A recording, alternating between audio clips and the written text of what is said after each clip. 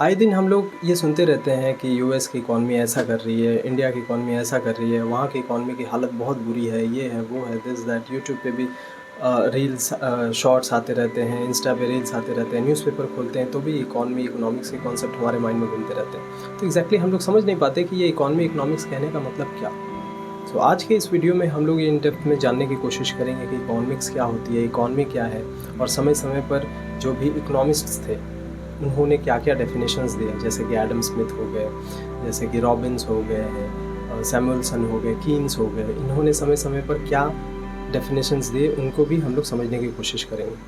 सो शुरू करते हैं। Hello everyone, welcome you all to the Adiksham commerce academy. My name is Keshav Rao और आज के इस वीडियो को हम लोग जल्द से शुरू करते हैं। सो इकोनॉमिक्स को बताने से पहले मैं एक छोटा सा एग्जांपल लेता हूँ। जैसे कि से फॉर एग्जांपल आप अपने घर से निकलते हो स्कूल जाने के लिए, मान लेते हैं आपकी मम्मी ने आपको पॉकेट मनी दिया 10 रुपये, लेकिन उस 10 रुपये को ले करके जब आप निकलते हो तो रोड पर कई सारे आप स्टॉल्स देखते हो, अपने स्कूल के कैंटीन में भी देखते हो, तो आपको कई सारी चीज़ें खाने की या फिर ख़रीदने की इच्छाएँ होती है, यानी कि वांट्स होती हैं। लेकिन आप उन तमाम चीज़ों को नहीं खरीद सकते। क्यों? क्योंकि आपके पास जो रिसोर्सेज हैं, यानी कि जो पैसा है जिसके थ्रू आप अपनी वांट्स को सेटिस्फाई कर सकते हो, वो काफ़ी लिमिटेड है, वो स्केयर्स है। यहीं से हमारे इकोनॉमिक्स के कॉन्सेप्ट की स्टार्ट होती है। आप उस 10 रुपये से उन्हीं वांट्स को चूज़ करोगे जो वांट्स आपको मैक्सिमम सेटिस्फैक्शन देगी। यहीं से हमारे इकोनॉमिक्स कॉन्सेप्ट्स की स्टार्ट होती है। इकोनॉमिक्स में हमें यही 3 चीज़ें मैक्सिमम समझने को देखने को मिलता है। तो वो क्या है? Scarcity, unlimited wants and choice. अगर मान लो हमारे पास जो रिसोर्सेज हैं वो अनलिमिटेड होते, जैसे कि हमारे अनलिमिटेड वांट्स हैं लेकिन हमारे रिसोर्सेज भी अगर अनलिमिटेड होते तो क्या होता? तो हमें इकोनॉमिक्स नहीं पढ़ना पड़ता। लेकिन स्केयर्स रिसोर्सेज हैं जिसके कारण से हमें वो जो इफ़ेक्टिव चॉइसेस करने होते हैं ना, इसी के कारण से हमें इकोनॉमिक्स पढ़ना होता है। सो बेसिकली इकोनॉमिक्स क्या है? इकोनॉमिक्स क्या है? इकोनॉमिक्स कैसे आपका परिवार, हमारी सोसाइटी, गवर्नमेंट, बिजनेसेस, इन सभी के भी जो अपनी वांट्स हैं वो अनलिमिटेड होती हैं। तो उन अनलिमिटेड वांट्स को भी फुलफ़िल करने के लिए उनके पास जो रिसोर्सेज हैं वो लिमिटेड हैं। तो कैसे वो अपनी इन रिसोर्सेज जो कि लिमिटेड रिसोर्सेज हैं उनमें से वे लोग चॉइस करते हैं अपनी कौन से वांट्स को फुलफ़िल कर सके। उनकी जो ओवरऑल बिहेवियर है, उनकी जो ओवरऑल कॉजेज़ हैं, उनको स्टडी करना इकोनॉमिक्स कहलाता है।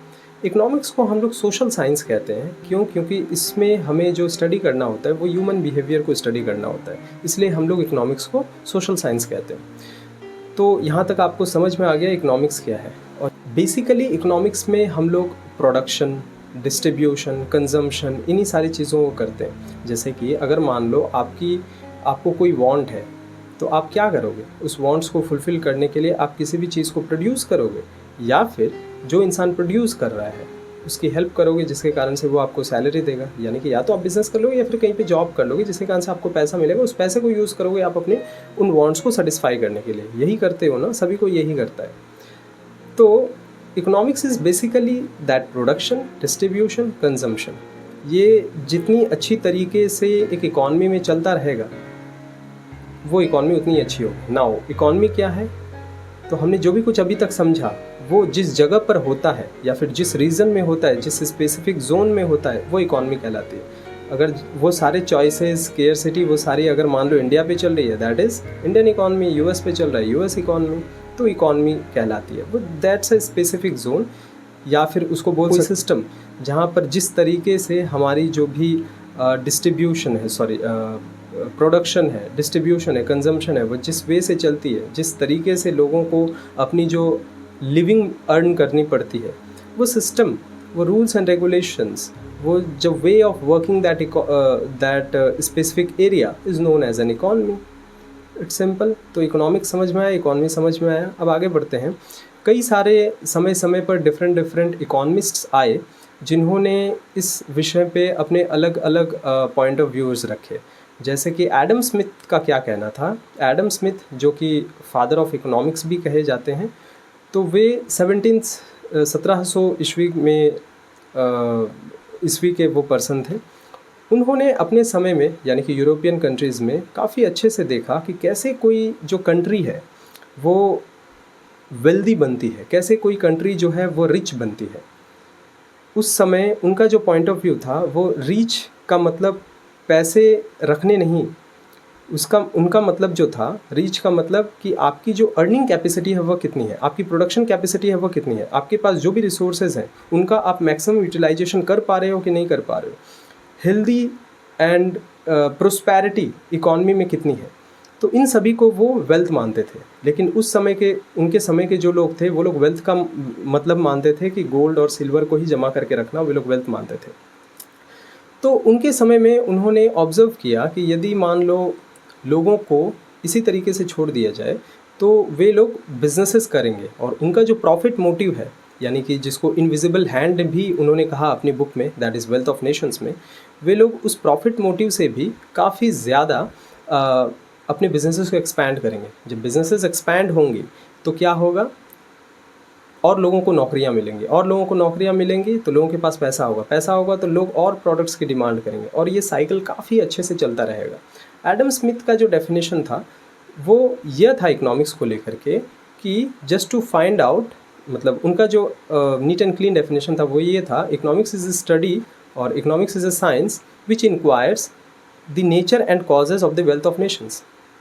यह जानना कि कैसे कोई कैसे कोई इकॉनमी या फिर कैसे कोई नेशन, कंट्री अमीर बनती है, उसके कारणों को ढूंढना और उनके कारणों को फिक्स करना is the study of economics.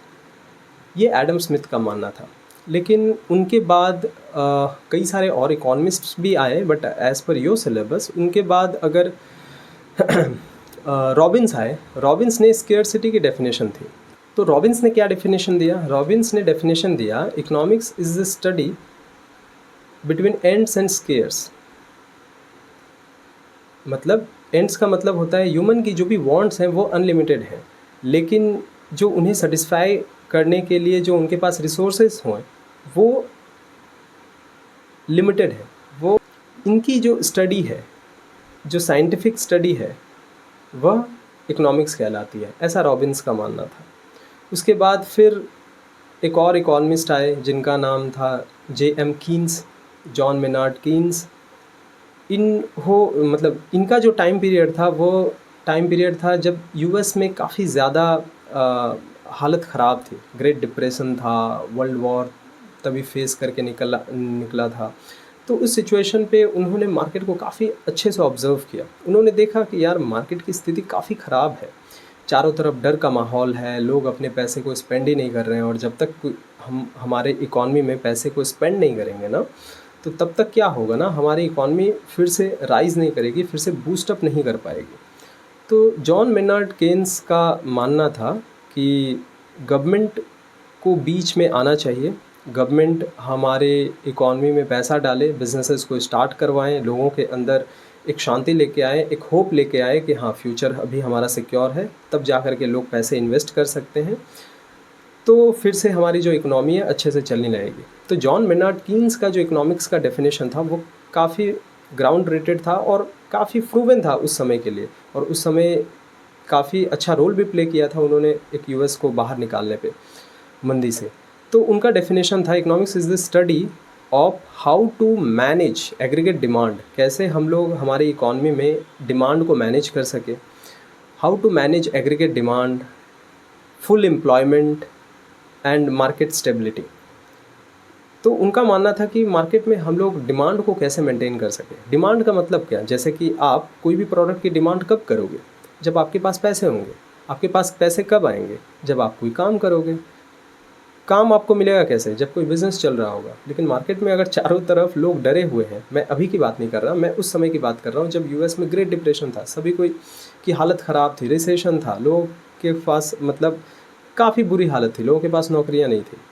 उस सिचुएशन की अगर आपको वक्त मिले तो थोड़ा सा विकिपीडिया पे जा कर के आराम से इसको स्टडी कर सकते हो कि ये ग्रेट डिप्रेशंस वगैरह क्या थे।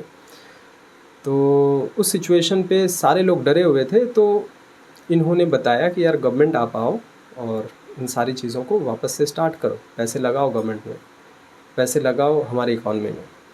तो इनके बाद फिर हमारे एक और फेमस पर्सन जिनका नाम था पॉल सैमुअल्सन, वे आए, ये नोबेल प्राइज़ विनर भी रह चुके हैं। तो इन्होंने भी वही सारी चीज़ें बताई, इकोनॉमिक्स की जो परिभाषा थी इन्होंने भी वही बताई जो परिभाषा इन सारे लोगों की थी, लेकिन इन्होंने इस डेफिनेशंस को थोड़ा सा और एक्सपैंड किया।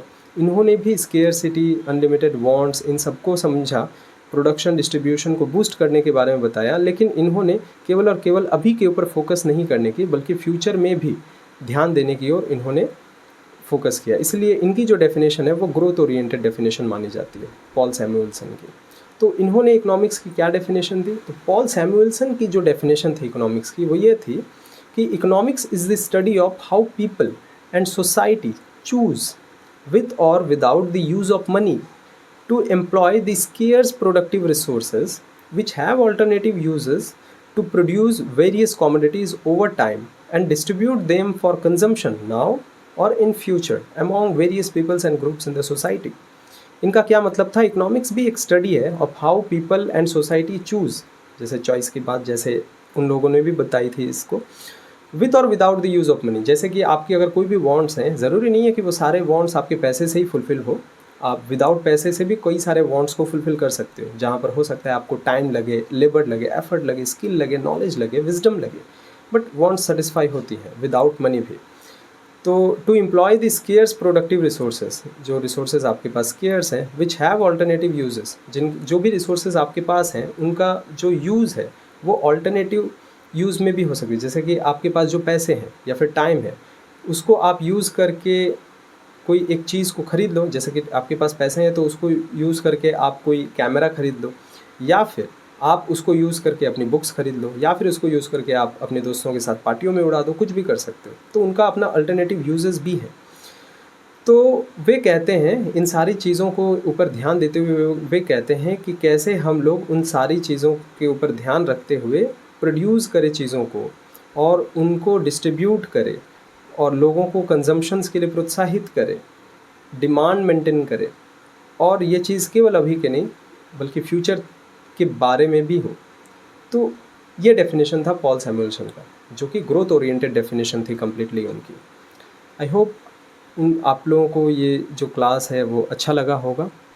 नेक्स्ट क्लास में और अपडेटेड लेक्चर्स के साथ मिलते हैं। तब तक के लिए अगर वीडियो अच्छी लगी हो तो लाइक कर लो, शेयर कर लो। प्लीज़ अगर आपके कोई डाउट्स हैं तो आप हमें कमेंट ज़रूर करें। आई विल डेफिनेटली, मैं कोशिश करूँगा कि जितनी जल्दी हो सके उन कमेंट्स को रिजॉल्व करने की। Thank you and all the very best.